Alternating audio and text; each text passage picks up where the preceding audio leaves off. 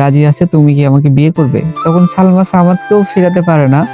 তখন সালমা সামাদকেও বলে যে হ্যাঁ, আমি তোমাকে বিয়ে করতে রাজি আছি, কিন্তু আমার একটা শর্ত আছে, আমি হচ্ছে তোমাকে 1 মাস পরে বিয়ে করব। তো বন্ধুরা, এদিকে এই পর্যন্তই। তো তার একদিন পরে আমরা দেখি যে টনি তার বাবা মাকে নিয়ে, সালমাকে নিয়ে শপিং করতে গিয়েছিল মার্কেটে। তো যাওয়ার পরে একটা সোনার চেন তখন পছন্দ হয়ে যায় টনির। তখন টনির মা বলে, এটা সালমাকে কেমন লাগবে? তো এদিকে সামাদও তার সাথে ছিল। তো সামাদ তখন বলে যে এটা কার জন্য? তখন টনি বলে যে এটা তো সালমার জন্য। তখন সামাদ তো রাগ করে ওখান থেকে বের হয়ে চলে আসে। তো রাগ করে বের হয়ে চলে আসার কিছুক্ষণ পরে আমরা দেখতে পাই যে সামাদ এদিকে তো তার বাড়িতে আসার পরে কান্না করতেছিল, অনেক কান্না করতেছিল। তো এটা দেখার পর টনি তার কাছে যায় এবং তার কাছে যাওয়ার পরে জিজ্ঞাসা করে যে তোমার কি হয়েছে? তো তার একটু পরে যখন সামাদ বলে যে সালমা আমাদের দুইজনের বন্ধুত্ব নষ্ট করার চেষ্টা করতেছে। তখন তো টনি বলে কি?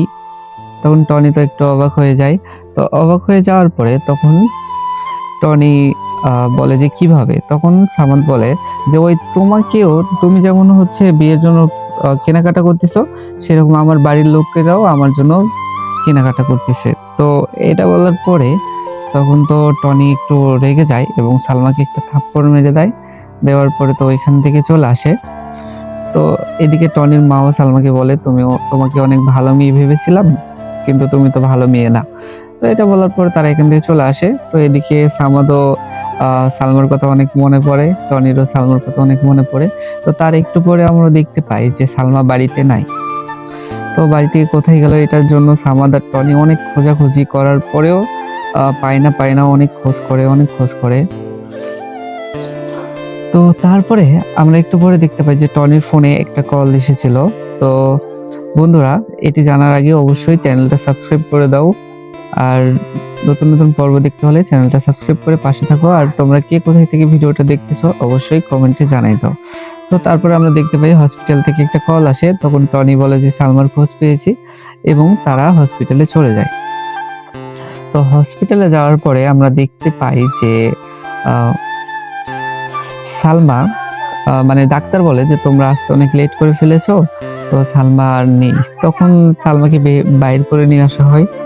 তো তার পাশে একটা চিঠি ছিল, নার্স সেই চিঠিটা দেয় এবং সেই চিঠিতে লেখা ছিল যে টনি এবং সামাদ, আমি তোমাদের দুজনকেই ভালোবাসি। তোমরা আমাকে রাস্তা থেকে তুলে এনে আমাকে সুস্থ করেছো। তো তোমরা যখন পরীক্ষা দিতে গিয়েছিলে তখন আমার মাথার অনেক ব্যথা উঠছিল, সেজন্য আমি ডাক্তারের কাছে গিয়েছিলাম এবং ডাক্তার আমাকে বলে যে আমার মাথায় ব্রেন টিউমার হয়েছে, আমি আর সর্বোচ্চ 1 মাস বাঁচবো।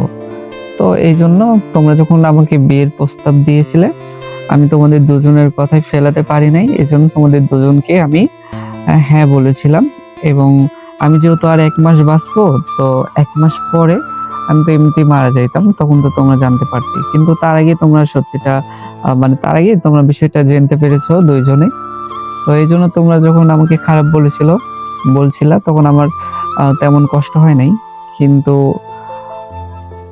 আমি মারা যাওয়ার আগ পর্যন্ত একটা জিনিসই চেয়েছিলাম, যে তোমাদের ভালোবাসা, তোমাদের বন্ধুত্ব নিয়ে আমি মারা যাই। তো এই জন্য আমার একটাই কথা, যে তোমরা দুজন তোমাদের বন্ধুত্বটা যেন নষ্ট না হয়। তো বন্ধুরা, আমরা পার্ট 2, দোস্ত পার্ট 2-তে আমরা এটাই দেখেছি। তো ইনশাল্লাহ আমরা পল্লিগ্রাম টিভি থেকে সামনে আরো ভালো ভালো নাটকের আশায় থাকবো। তো বন্ধুরা, পল্লিগ্রাম টিভিকে ভালোবেসে থাকলে চ্যানেলটা সাবস্ক্রাইব করে আমাদের পাশে থাকুন। আর আমাদের এই চ্যানেলটা অনেক ছোট, সো সবাই অবশ্যই সাবস্ক্রাইব করবেন বেশি বেশি। আপনাদের ভালোবাসা এবং সাপোর্ট পাইলে আমরা পরবর্তীতে আরো অনেক সুন্দর সুন্দর ভিডিও বানাতে আগ্রহ পাবো। এবং যেহেতু আমাদের চ্যানেলটা নতুন, আপনাদের সাপোর্ট ছাড়া চ্যানেলটা বড় করা কোনোভাবেই সম্ভব না। তো সবাই উড়োদুরা সাবস্ক্রাইব করবেন, ভিডিওটা ভালো লাগলে শেয়ার করে দিবেন, আর টনিকে ভালোবেসে থাকলে একটা কমেন্ট করে দিবেন। আর কমেন্টে অবশ্যই লিখে যাবেন যে আপনারা কোন জায়গা থেকে ভিডিওটা দেখতেছেন এবং ভিডিওটা কেমন হয়েছে। তো আজকের এই ভিডিওটা এই পর্যন্তই। সবাই ভালো থাকবেন, সুস্থ থাকবেন। দেখা হচ্ছে নতুন কোনো আপডেট ভিডিওতে। ততক্ষণ নিজের খেয়াল রাখবেন। তো আজকের মতো এখানেই বিদায়। আল্লাহ হাফেজ। সবাই ভালো থাকবেন।